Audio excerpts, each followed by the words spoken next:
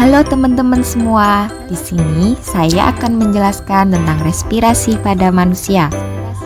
Manusia, hewan, maupun tumbuhan sebagai makhluk hidup, kita memerlukan oksigen untuk hidup.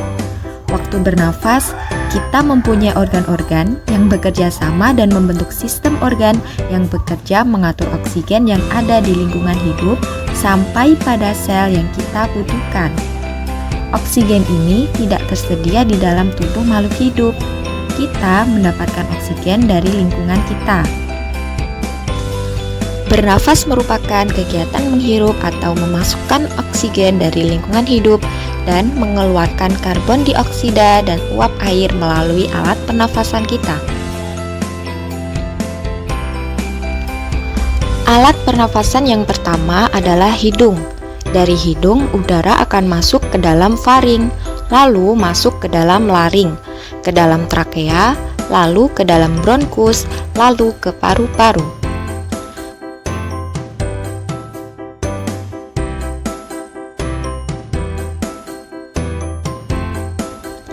Nah, yang pertama adalah hidung. Jika udara masuk ke dalam hidung, udara akan disaring oleh rambut-rambut halus yang ada di hidung. Dan juga udara akan dilembabkan oleh mukosa yang berada di hidung. Nah, hidung ini memiliki peran penting, yaitu sebagai indera penciuman.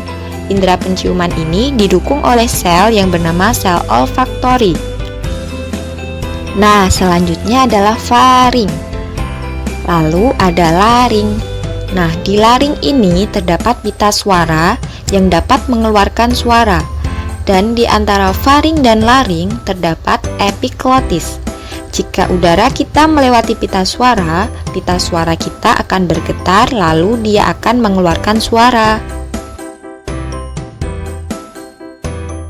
Selanjutnya ada epiglotis. Epiglotis ini adalah organ pertemuan antara saluran pernafasan dan saluran pencernaan. Epiglotis akan menutup ketika makanan ditelan ke dalam organ pencernaan.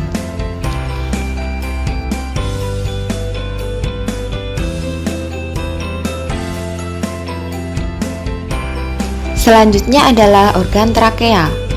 Nah, trakea ini terdiri atas cincin-cincin hialin yang terbentuk agar trakea selalu terbuka. Dan juga ada bronkus yang terdiri dari dua. Bronkus ini akan bercabang terus ke dalam paru-paru yang bernama bronkiolus. Bronkiolus ini akan diteruskan ke alveolus. Di alveolus terdapat pertukaran udara, oksigen, dan karbon dioksida yang dibawa oleh kapiler-kapiler darah yang dilakukan secara difasi. Oksigen ini akan diedarkan ke seluruh tubuh, terutama otak. Maka dari itu kita bisa berbicara, beraktivitas, bernyanyi, berpikir, maupun mengerjakan tugas.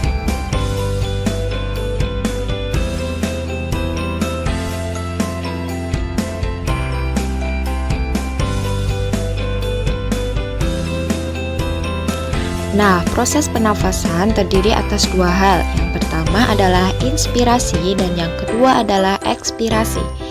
Inspirasi adalah proses menghirup oksigen. Ekspirasi adalah proses menghembuskan karbon dioksida.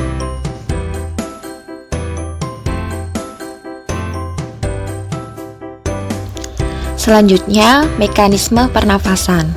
Mekanisme pernafasan ini terdiri dari dua cara. Yang pertama ada pernafasan dada dan yang kedua ada pernafasan perut.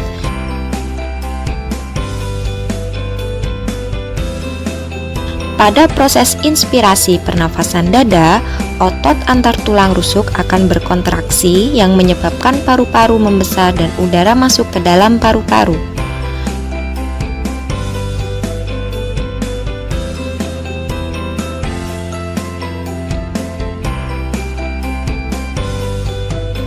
Pada proses ekspirasi pernafasan dada, otot antar tulang rusuk akan relaksasi, paru-paru akan mengecil, dan udara akan dihembuskan.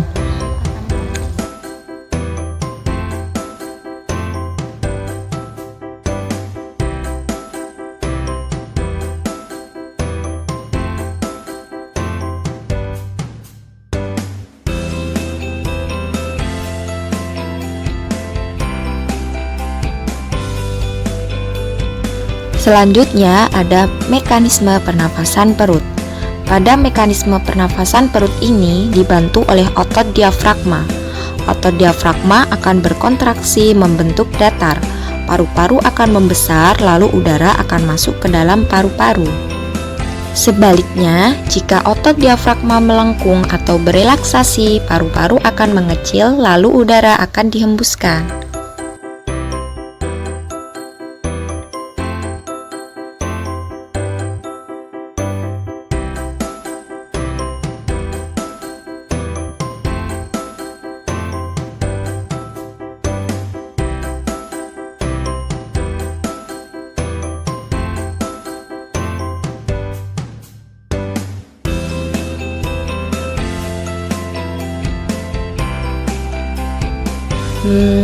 Cukup di sini ya, saya menemani kalian. Semoga videonya bermanfaat. Jangan lupa bernafas. Terima kasih.